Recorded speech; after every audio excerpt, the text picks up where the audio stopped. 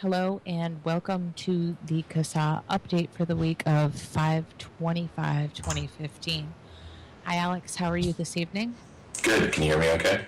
I can hear you really well. You're coming through way loud and clear. New microphone, huh? Yeah. Do we need to turn it down? Is that better? Yeah, that's a lot better. You're not Okay. clipping now. Okay. Wonderful. Okay. So what new and exciting things have happened this week? It's been a relatively quiet week. That's, I guess, good. Maybe, I don't know if it's calm before storm. Who knows?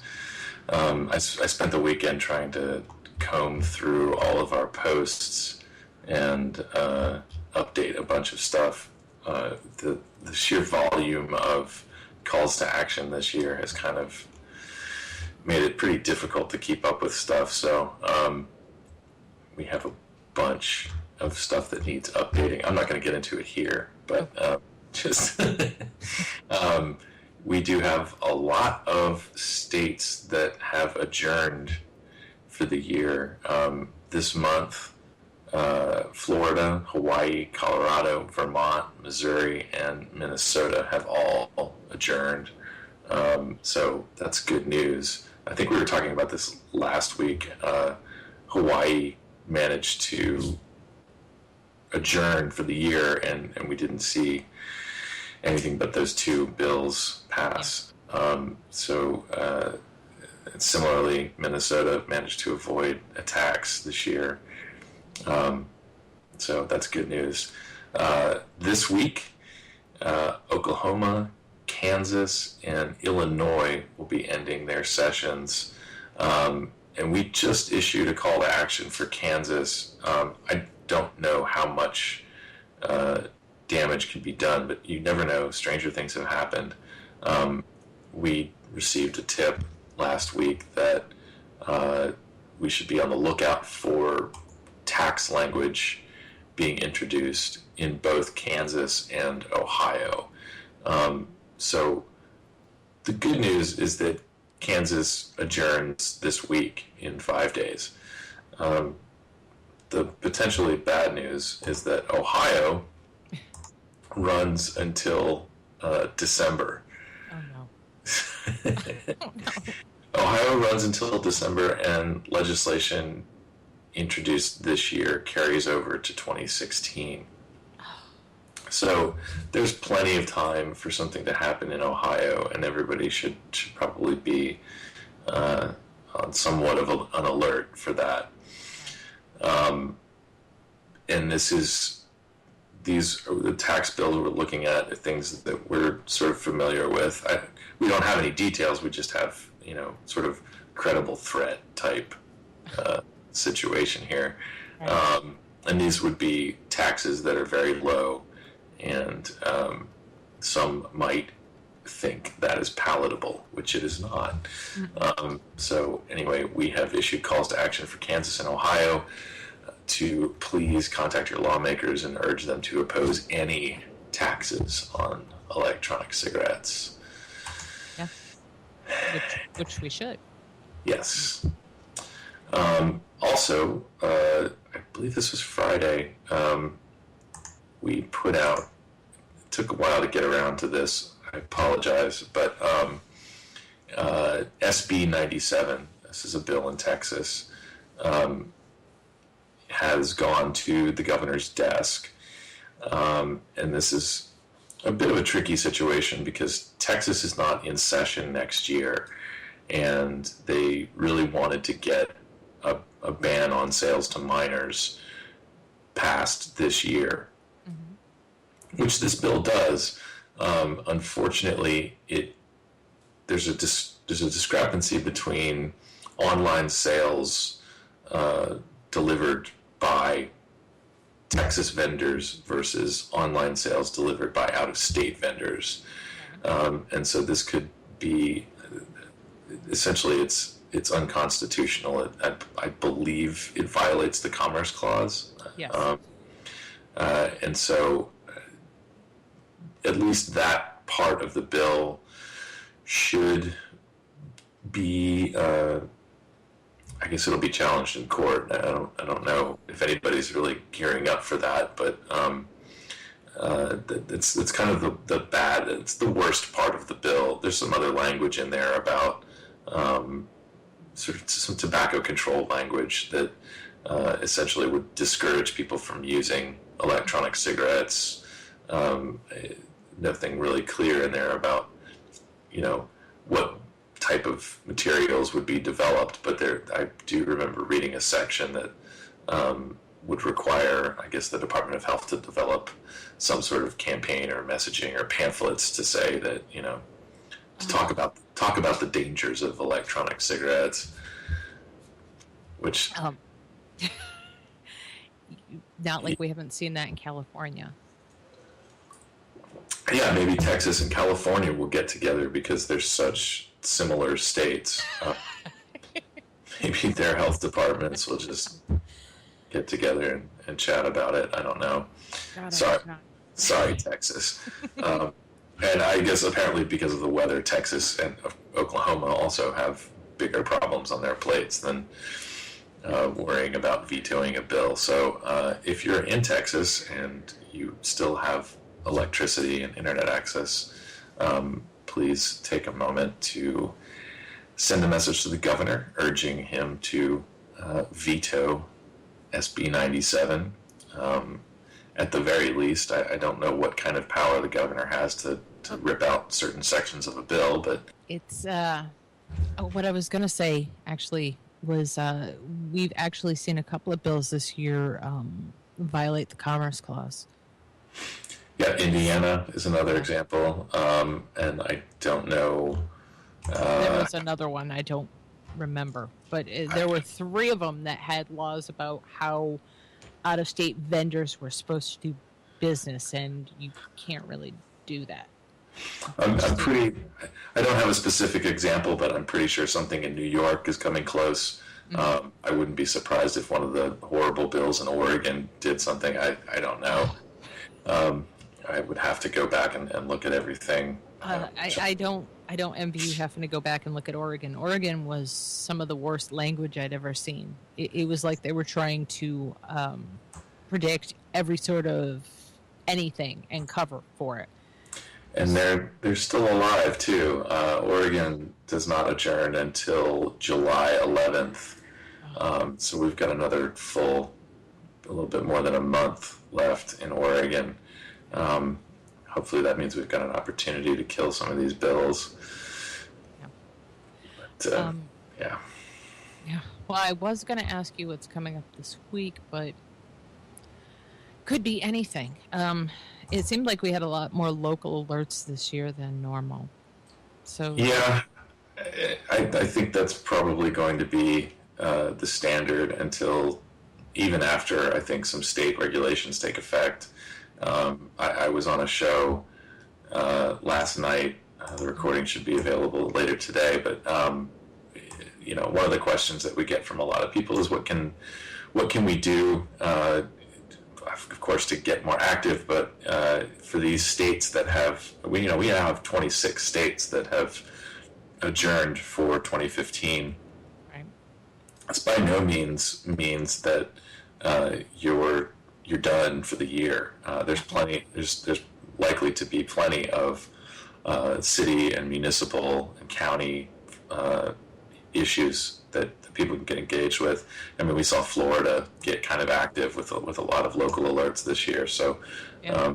And of course, we actually have a lot of members in Florida. So, I will do my best to get things out to people. But by all means, please pay attention to what your local policymakers are doing. Maryland is another example. We had Montgomery County passed the 30% wholesale tax, or they're very, very close to passing it. Mm-hmm. There's plenty to pay attention to, and of course, as we get those, we'll pass those along. And there's always the congressional call to action. That would really be nice to get a lot of people involved in that. Yeah, I think right now we're standing at about 5,600. It might have gone up a little bit over the weekend. But yeah, we really need to get people contacting their lawmakers. We've had, I guess last week there were 7 or 8 new co-sponsors. Nice. And what the goal here is to get many, many more co-sponsors on this bill. And so that's HR 2058. And I just want to check really quick and see where we're at. So we're about 5,800 people have taken action on this. Is that, I'm going to mess up my math here. Is that 10% of our membership? 56,000. Anybody good at math? It's a little over 10%. Okay, so we should have 100% really, but yeah, it's 5,800. It's not bad, but obviously we'd love to see more people taking action, and now's the time to reach out and touch someone, get in contact with your representatives and set up a meeting and talk to them and ask them to co-sponsor this bill. Yeah, no, and it's a very important thing to do. Actually, it was not too long ago, about a year or so ago. I think the conventional wisdom was that you didn't bring up electronic cigarettes to your lawmakers for fear of them legislating against them. And now the best thing you can do is engage them and show that you're an actual human being and that they represent you. They need to know that they represent you and people just like you, and that we're not tobacco control interests. We're not big vapor. We're nothing to do with that. We're just people. And to add on to that, everyone should be registered to vote as well. Mm-hmm. And I think I brought this up last night in other broadcasts, but I don't think we haven't actually put this out yet. But California is the tax bills, or a tax bill. I'm going to have to bring up this link. I apologize for my lack of preparedness here. California, the Save Lives Coalition in California has filed 2 ballot measures with the Attorney General. And one of these would raise the state's tobacco tax by $2 a pack, and the other would extend that tax to electronic cigarettes.